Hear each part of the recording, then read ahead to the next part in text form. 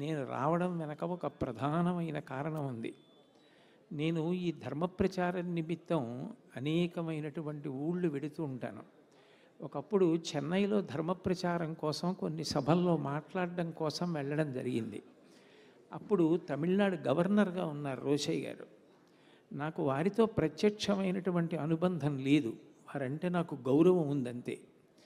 కానీ వారు నాకు కబురు చేశారు, మీరు ఈ ఊరు వచ్చి ప్రవచనాలు చేస్తున్నారట, మీరు ఒక్కసారి రాజ్భవన్కి వచ్చి మా యొక్క ఆతిథ్యాన్ని తీసుకుని వెళ్ళవలసింది అని. రాష్ట్రానికి గవర్నరు అంటే ఆ రాష్ట్రానికి అధినేత, ఆయన మర్యాద, ఆయన ఆహ్వానాన్ని మన్నించడం నా ధర్మంగా భావించి తప్పకుండా వస్తానండి, ఎన్ని గంటలకు రావాలి అని అడిగాను. మీ కార్యక్రమాలు ఎలా ఉన్నాయి అని అడిగారు. నాకు ఇదిగో ఇట్లా ఇట్లా కార్యక్రమాలు ఉన్నాయండి, ఉదయం వేళ నేను ఐఐటి చెన్నైలో మాట్లాడాలి అని చెప్పాను. అయితే మీరు ఒక పని చేయండి, ఆ ప్రవచనం అయిపోయిన తర్వాత 11 గంటలకి రాజ్భవన్కి రండి అన్నారు. నేను రాజ్భవన్కి వెళ్ళినప్పుడు నిజానికి ఒక గవర్నర్ బయటికి వచ్చి స్వాగతం పలకవలసిన అవసరం ఆయనకేం లేదు. నేనేం మహావిద్వాంసుణ్ణి కాదు, నేనేం పెద్ద పండితుణ్ణి కాదు. ధర్మం పట్ల నాకున్న అనురక్తి కొద్దీ ధర్మ ప్రచారం చేస్తున్నానంతే.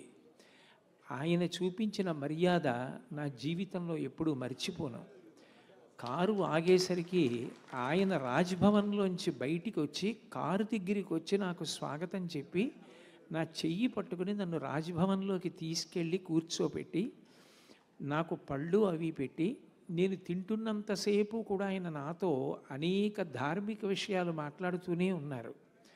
నేను చిట్ట చివర బయలుదేరే ముందు వారిని ఒక ప్రశ్న అడిగాను, మీకు ఇంత అనుభవం ఉంది కదా, మీరు మీ జీవిత చరిత్ర వ్రాస్తే స్వాతంత్రోద్యమానికి ముందు నుంచి మీరు ఉన్నవారు కాబట్టి, ఎందరో ప్రధానమంత్రులు, ముఖ్యమంత్రులు, గవర్నర్లు, రాజకీయ దురంధరులతో సమన్వయమైన వారు కాబట్టి, తర్వాత వచ్చే తరాలకి వ్యక్తుల యొక్క జీవితంలో ఉన్న విలువల గురించి తెలుస్తుంది, మీరు ఎందుకు మీ జీవిత చరిత్ర వ్రాయకూడదు అని అడిగాను. ఆయన అన్న మాట నాకు ఇప్పటికీ జ్ఞాపకం.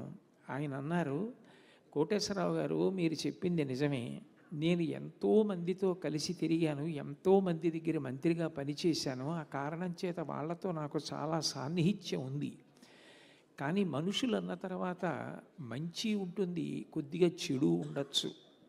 నేను జీవిత చరిత్ర వ్రాస్తే ఎవరి గురించైనా ఎక్కడైనా నేను కొద్దిగా చెడు గురించి ప్రస్తావన చేయవలసిన అవసరం కూడా రావచ్చు. నోటితో అనడం వేరు, కానీ వ్రాయడం వేరు. వ్యక్తుల జీవితాల్లో వాళ్ళు చేసినటువంటి చిన్న దోషాన్ని నేను ఎత్తి చూపించినా అది వాళ్ళకి శాశ్వతమైన మచ్చగా మిగిలిపోతుంది. నేను ఒక్క దోషం కూడా ఎత్తి చూపించకుండా, ఎవ్వరి యందు ఉన్న ఏ దోషం గురించి వ్రాయకుండా జీవిత చరిత్ర వ్రాస్తే అది అసమగ్రం అవుతుంది.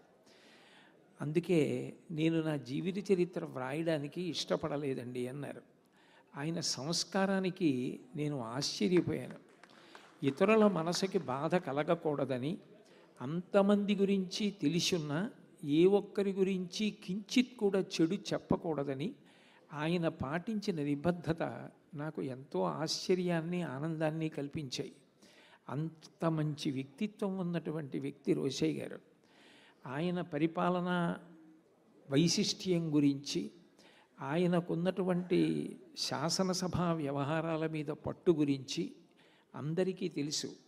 పైగా విశేషించి సమకాలీనంలో ఆయనతో కలిసి తిరిగినటువంటి పెద్దలు కేవీపీ రామచంద్రరావు గారు లాంటి వారు వేదిక మీద ఉన్నారు. నేను అవి ప్రస్తావన చెయ్యక్కర్లేదు.